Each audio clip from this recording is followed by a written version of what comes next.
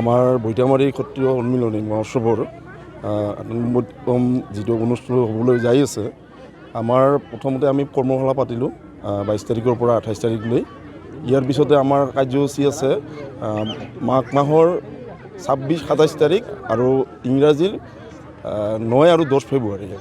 প্ৰথম দিনা আমাৰ কাৰ্যসূচী থাকিব প্ৰতিযোগিতামূলক কিছুমান খেল ধেমালি, আৰু পিছদিনাখন আমাৰ মেইন উদ্দেশ্য হ'ল আমাৰ যিটো শক্তি পূজা হয়, শক্তি পূজাত লঘোণ লোৱা। আমাৰ যিটো জাতীয় যিটো মানে কি সেইটোৰ কাৰণে লঘোণ লোৱা হ'ব যিদিনাখন ১০ তাৰিখ ১০ ফেব্ৰুৱাৰী, সেইদিনাখন সেই কাৰ্যসূচীটো ৰখা হৈছে।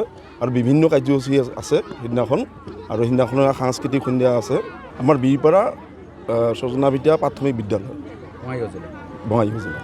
আমি ৰাইজক আমাৰ খোজবাংচুৰীৰ যিখিনি মানুহ আছে, আমি এইটোৱেই অনুৰোধ জনাম, যিটো আমাৰ ভাষা কৃষ্টি, আমাৰ যিবিলাক কৃষ্টি আছে আমি প্ৰকাশ কৰিব লাগে, আমি আমাৰ কৃষ্টিবিলাক আগুৱাই লৈ যাব লাগে, এইখিনি আমি আহ্বান জনাম। ৮৯তম মহামিলন মহোৎসৱৰ প্ৰথম দিনা ২৬ মাঘৰ কাৰ্যসূচী আছে। পোনপ্ৰথমতে আমাৰ বৈতামাৰী ক্ষত্ৰ সমিতিৰ পতাকা উত্তোলন, দ্বিতীয় নম্বৰ আছে বিশ্ব মহাবীৰ চিলাৰায়ৰ প্ৰতিমূৰ্তিৰ মাল্যাৰ্পণ, ৩ নম্বৰ কাৰ্যসূচীত আছে আমাৰ বৃক্ষৰোপণ, ৪ নম্বৰ কাৰ্যসূচী হিচাপে আছে আমাৰ প্ৰতিযোগিতামূলক খেল ধেমালি।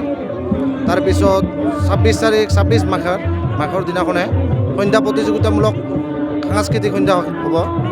তাৰপিছত ২৭ মাঘত প্ৰথম কাৰ্যসূচী আছে আমাৰ শক্তি পূজা, যিটো লঘোণ লোৱা পৰ্ব সেইটো। তাৰপিছত আছে আমাৰ শোভাযাত্ৰা, তাৰপিছত আছে আমাৰ বাৰে বৰণীয়া সাংস্কৃতিক সন্ধ্যা। এইখিনি আমাৰ দুদিনৰ কাৰ্যসূচী। এই কৰ্মশালা মোৰ ২২ তাৰিখৰ পৰা আৰম্ভ কৰিছোঁ, আৰু আজি অন্তিম দিন, আজি ২৮ তাৰিখ, আজি অন্তিম দিন। আৰু এই প্ৰশিক্ষণত মই গোৱালিনী, যিহেতু আমাৰ কোচ ৰাজবংশীৰ প্ৰধান নৃত্য হৈছে গোৱালিনী শিকালোঁ, হুদুম শিকালোঁ, তাৰপিছত কুচান। এই তিনিটাই আমি বেছিদিনীয়া নহয়, যিহেতু কম সময়ৰ ভিতৰত আবেলিকে আমি কৰিছোঁ, সেইকাৰণে আমি তিনিটাই আজি আমি তিনিটাৰ পৰা আমাৰ সামৰণি। আৰু আমি সময় আছে, যদি উদ্যোক্তা কমিটিয়ে বিচাৰে তেনেহ'লে মই ১-২ ঘণ্টা কৰি হ'লেও মই আৰু বেলেগ হয়তো নৃত্য শিকোৱাৰ কাৰণে প্ৰস্তুত হ'ম। ভাবিছোঁ বাছ নৃত্য এটা আছে, বাছ নৃত্য ল'ৰাবিলাকক মই কৈছোঁ, বাছ নৃত্যখিনি অলপ আমি দেখুৱাব পালে আমাৰ ৰাইজক নিশ্চয় মই ভাল পাম।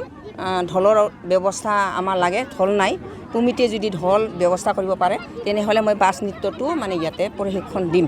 ইয়াত আমাৰ ১৫০জন নাচনীয়ে প্ৰশিক্ষণ দি আছে। আমাৰ গ্ৰুপ বনাইছোঁ, A group, B group, C group, মানে পোৱালিখিনি আমাৰ আছে আৰু ছোৱালীখিনি আছে, বোৱাৰীখিনি ডি গ্ৰুপ, মানে একদম মানে কি বুলি কয় সৰু পোৱালিবিলাক, তাৰপিছত ছোৱালী, তাৰপিছত বোৱাৰী, তাৰপিছত বৃদ্ধ।